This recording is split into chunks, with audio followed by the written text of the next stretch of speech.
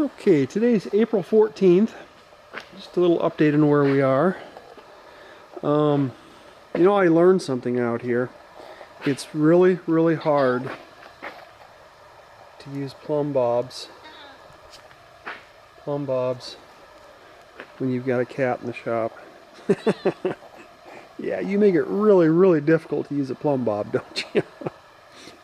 You never let that sucker settle out. Anyway, on the boat, I'm getting ready for the fuel tanks. It's been, I don't know, a few days since he was here, and I gave him the drawings for the fuel tanks. And, yeah, getting in more trouble, aren't we? Anyway, so I've been working on getting the framework ready here for fuel tanks, and I've been using the copper naphthalate to coat this area, because once the tanks are in, it's going to be a little hard to get at.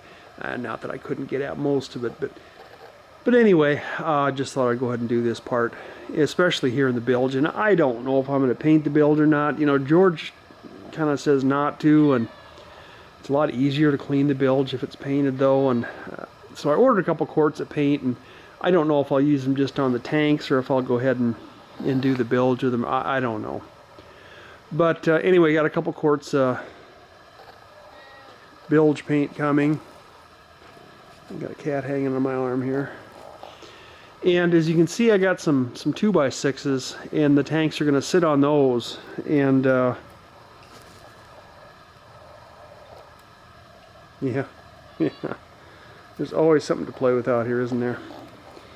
And I got the 2x6s in there. I got a little more blocking I want to put in at the ends to give it as much support as possible. I'll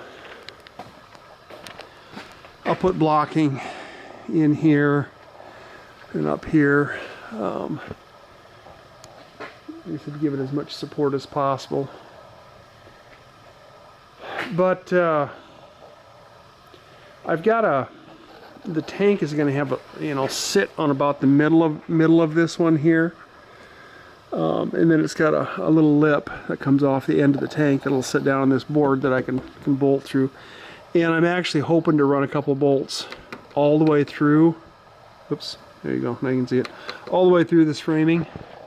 What are you doing up there? What are you doing up there? Anyway, I hope to run a few of these bolts all the way, at least on this one here, all the way through. I'm going to wait with putting those in. I don't know. Can't really wait once the tanks get here, but I got some chine notches and stuff to put in here, and if those bolts would happen to fall on the, not chine, but bilge stringers that go in here, that's going to be notched in here. I don't know exactly where they're going to go. They don't have to go in any particular location, so I suppose I could go ahead and put these bolts in and countersink them and just run those bilge stringers, away from them. An inch one way or the other isn't going to make that much difference. But anyway, then on the top here, they're just gonna go up the sides, and there's going to be a piece of angle iron welded onto the top of the tanks, and that can bolt again through those frames. And I probably will run those bolts all the way through, because there shouldn't be anything to interfere with that, other than I'll have to countersink them, of course. And then to actually sit the tanks on, I ordered some neoprene rubber. Now this isn't the neoprene like you think of, like in a wetsuit. This is solid neoprene. It's pretty good stuff. This is 1/4 inch thick. I don't even know how well you can see that stuff, but it's hard rubber, and it sets fuel and petroleum resistant material. And I'll glue that onto the frames and those 2x6s, and that'll create a little cushioning. And then between between the tank and the neoprene even, we'll put some bedding compound down. And I ordered some more dolphinite, some more of that dolphinite bedding compound. It's expensive, but I don't know. Certain places it's going to be worth using. And that one place it's going to be worth using, I think, is on that rubber between the tank and the rubber that goes on these frames and these 2x6s for the tanks. You know, not that these tanks are probably ever going to come out, at least certainly not in my lifetime. If they have to come out in 10 years, I'm in trouble, because they're going to have to be cut into pieces, and yeah, that wouldn't be good. So let's hope they last. But anyway, bedding compound rather than an adhesive of some sort. I'm also working on the transom here, and I decided to make the transom exactly the way the plans called for, 2.5 inch. So I was plating down, in this case these here are 2x10s. I was plating those down in 1.25 inches, so I got actual 2.5 inch material there, and doing the same thing for some of the, the other pieces in there. And it's kind of like building a regular frame. And here's a couple more pieces for the transom. Kind of like building the frames, but you don't have floors to attach them to, so I don't know how that's going to work. But I need to cut these out. And I got my COVID-19 shot today, and my arm is so sore. I don't think I want to try cutting anything out on the table saw, or the bandsaw rather.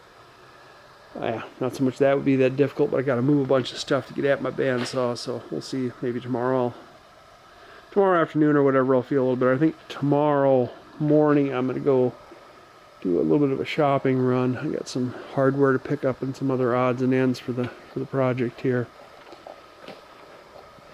And here you can see this is the blocking that I was going to use to support these ends here, the 2x6s. We got that stuff ready to go. All painted up with that copper naphthalate.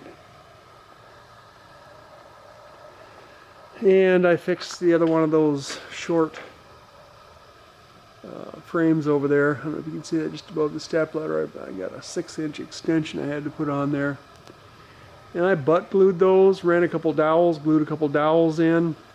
Then I'm going to run a lag bolt in from the top, countersink it, and then fill it with epoxy so that lag bolt's going to be permanently in there. I don't think I'll have any problems with that. If I got the room inside, if it's in a place where I can put something, I'll put another block on the outside, butt block or whatever you want to call it, to reinforce it.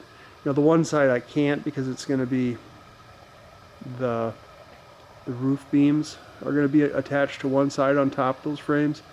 But on the other side it should be open, so providing there's nothing in the cabin there that's going to interfere, I'll go ahead and laminate another 2x6 on there to strengthen it.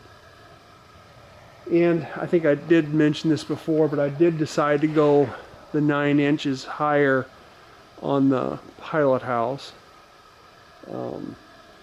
It's something that George mentioned might be a decent improvement to the boat, give better visibility. But not only that, it's going to give you 9 more inches in the engine room. So I got those bigger fuel tanks. I got those 1,400 gallon or 700 gallon each fuel tanks that are going to go in there. The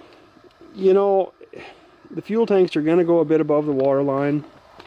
Here's the water line here, and the fuel tanks are going to go, up in here, from down here to up there. So a lot of it's going to be above the water line, which is maybe going to make the boat a little tender when they're full. I don't know. Probably what I'll do is initially is fill them, 2/3 full or whatever, and see how the boat handles it. David Gurr in his book said too that power boats are quite often better off running the fuel a little higher, the center of gravity.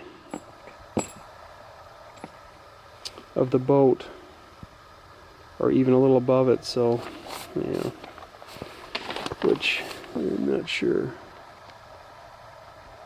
what he's showing here, if that's supposed to be a porthole or if that's, I don't know, somewhere I got the center of gravity though.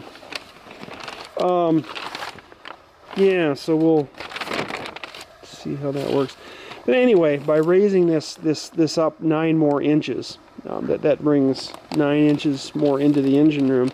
It reduces this bulkwork here, you know, from 18 inches to just 9 inches. But then you need a railing or safety lines or something to go across here anyway. So I'll work that out, whatever I think is going to look best up there. But I don't think it's going to change the looks of the boat much. And it's going to give me more room in the engine room, bigger fuel tanks, you know, better visibility out of the pilot house, you know, a little more windage. But I'm not planning on putting, I don't know if the cat was near.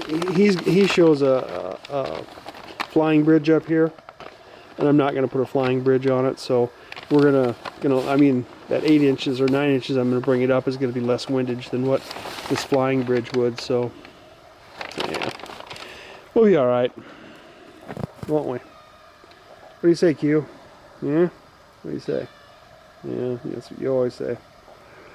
All right, not a big update, just a little one. Kind of my thoughts and the way things are going. It's late. My arm hurts from my shot, so I think I'm going to go in. What do you say, Q? Time to go in? Hmm? Q? Yeah?